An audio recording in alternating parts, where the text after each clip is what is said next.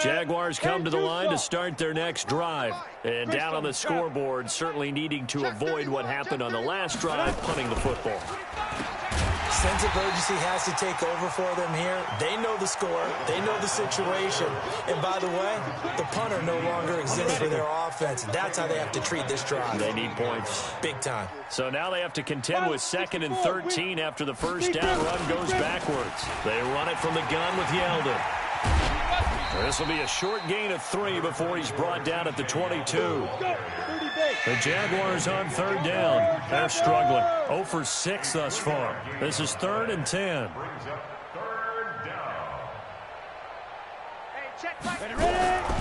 From the gun, Minshew to throw. He's going to let this go deep for Lee.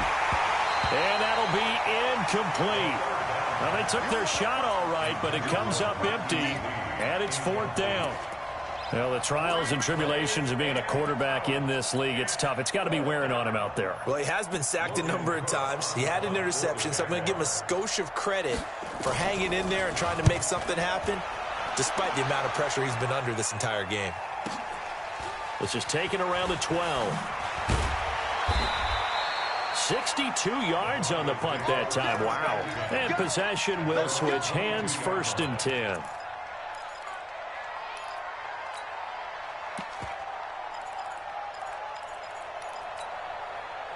Denver offense at the line, ready to go. The outcome of this one, well, we know who's going to win it. It's just all window dressing at this point. Got me thinking, what's the biggest blowout that you've been a part of as a player, broadcaster? No, I'm not going to go to the player part because when I think blowout... Because you won every game as a player. No. I think about being blown out. And no one wants to go back to those memories. But, you know, when I was calling college football, I saw a game that, you know, a team put 70. I actually saw it happen twice. A team put 70 on their opponent.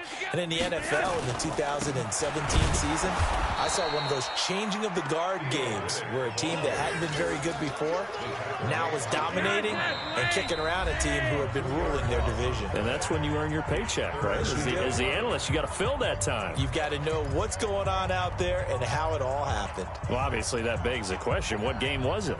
That was Seattle hosting Los Angeles, the Rams. Yeah. Their second meeting of the season, and the Rams turned it around from the first one and blew out the Seahawks. Get him! You're out! Watch twist! Watch twist! On 3rd down, Lock. He's got his tight end Fant. The Bronco first down there, 12 yards on the play.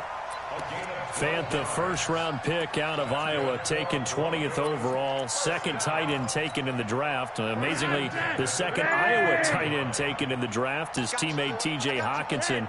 8th overall, he was selected by the Lions. But Noah Fant really wowed everyone in Indianapolis at the Combine and now trying to parlay that into an impressive NFL career. Now that sends him 2 yards in the wrong direction and leads to 2nd down.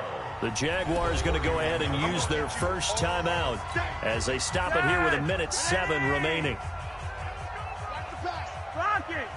General Woods. On 2nd down, Freeman. And this one also slow in developing as he's maybe getting back here to the line of scrimmage, but not much more than that. Now the Jags will use the 2nd of their timeouts as they get the stoppage with just over a minute to go in the game. And the Jags with 5 in the secondary now on 3rd down. I got you, son. I got you, son. Blue draw Corker. Hit it. They'll try the draw, Lindsey. And he won't be close to a first down as he runs into a wall right around the line of scrimmage. The Jaguars now will use the last of their timeouts as they get the stoppage with a little over 50 seconds left to go in the game. On 4th down, the punt team is on as this is sent away. That'll be a 49-yard punt, 6 yards there on the return. And the Jaguars go on offense, 1st down and 10. Jaguars come to the line to start their next drive. They've lost this one. Their offense has struggled. Do they try to put together something here at the end just to take it into a double team, and it's intercepted. Picked off at the 38, and his guys are going to get the football at the 37-yard line. Defensively that time, they were in zone coverage. As a rookie QB, what lesson can you learn there? Well, understand this. You saw zone in college, and the defensive backs reacted, but they don't react like they do on this level. So when they're in zone and they see the ball coming to them, they'll react at least a half a second faster. You've got to know where you want to go with the ball and be decisive with it. Otherwise, the end result can be something you don't like. Line of scrimmage, again the 37 as they line up 2nd and 10. How about this? Flacco setting to throw it. He'll let this go deep for Sutton. Man, it's caught at the 6-yard line. And down he goes, taking it inside the 10, just shy of the 5 at the 6. Now the Broncos are going to call the first of their timeouts. That'll leave them with 2 remaining. We'll be back after this. Well, they probably don't need to run a play here, but you wonder if they're going to be able to resist on 1st and goal. And they're going to get to him, a sack. Sacked back at the 9-yard line. And what are the whistles for? Timeout. So they'll stop the clock here in a game that's been decided in the closing seconds. You ain't doing nothing today. You ain't doing nothing today.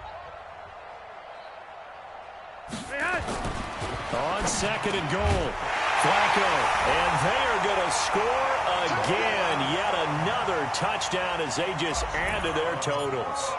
I tell you, Charles, you play to the final whistle, I get that, but there are a few folks that might not be too happy with that score late in the game with it already well in hand. You seem a little squeamish about that last score. I struggle with it. I struggle. But on the other, the argument, I get it, on the other side is, hey, do something about it. Stop them. I guarantee you, I know who was really excited. Fantasy owners who had them. Hey, listen, get the points for me. They're not worried about hurt feelings or anything like that. That's just new age stuff. Jaguars come to the line to start their next drive. They are just obviously getting shellacked here in this one, Charles. What's the message if you're a coach for this final drive in a lopsided game like this? For a lot of coaches, be honest. Don't forget today. Don't forget what has happened out here. Yeah, use that as ammo going forward. Exactly. Take a great look at that scoreboard. Realize how poorly everything went for us today. Coaching, playing, the whole deal. And never forget it, because you're not going to want that feeling again. No, you don't want that feeling again. And who knows? You may meet up with this team again.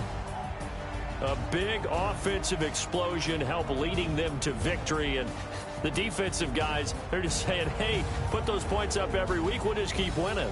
They will gratefully accept them, won't they? It makes their job that much easier when they're scoring that many points. Allows them to play with a totally different style and a different flow.